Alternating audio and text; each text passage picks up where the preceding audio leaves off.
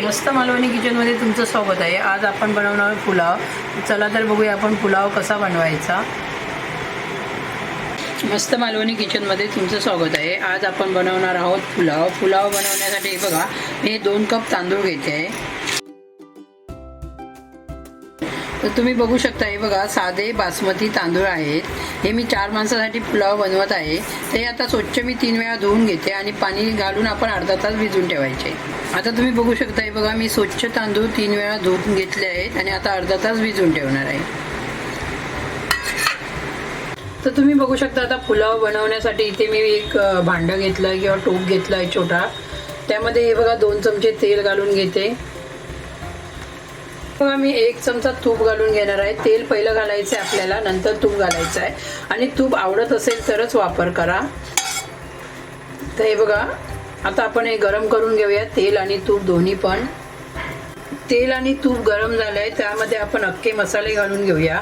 हे बघा 1 चक्रफूल घेतलंय, दालचिनीचे छोटे छोटे बघा 2 पीस घेतले आहेत, जायवित्री घेतली आहे आणि 1 तेजपत्ता। तुम्हाला मिरी आवडत असेल तर मिरीचा वापर करू शकता।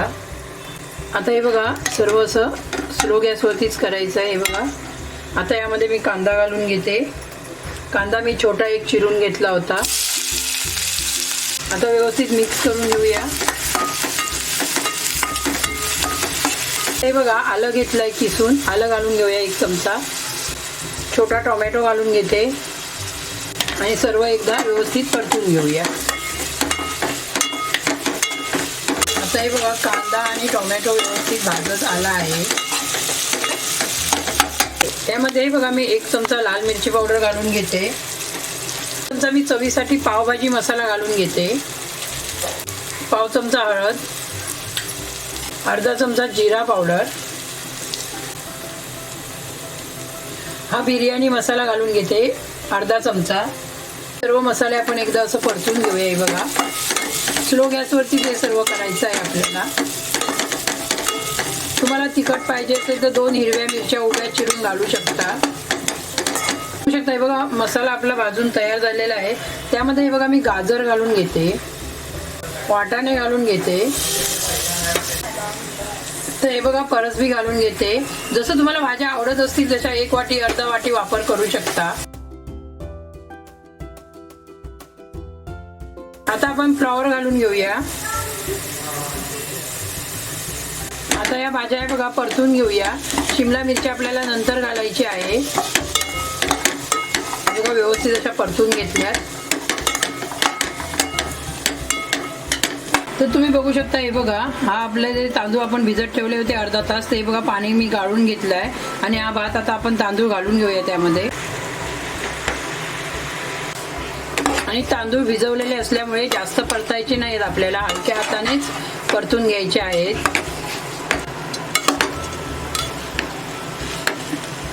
आता आपण त्यामध्ये शिमला मिरची घालून घेऊया। शिमला मिरची लवकर शिजते त्यामुळे मी नंतर घातली आहे। तर आता बघा व्यवस्थित असं परतून घेऊया आपण या कपाने 2 कप तांदूळ घेतले होते, तर त्यामध्ये आपण 4 कप पाणी घालून घेऊया। हा बघा 1 कप।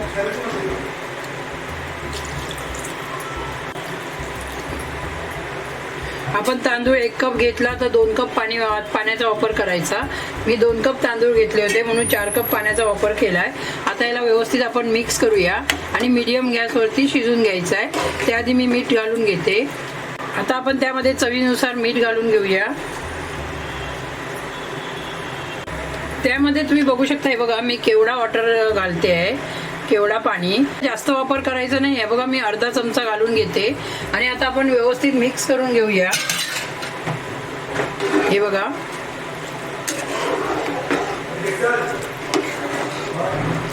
हे बघा झाकण लावून मी 15 ते 20 मिनिटं यांना शिजून घेणार आहे।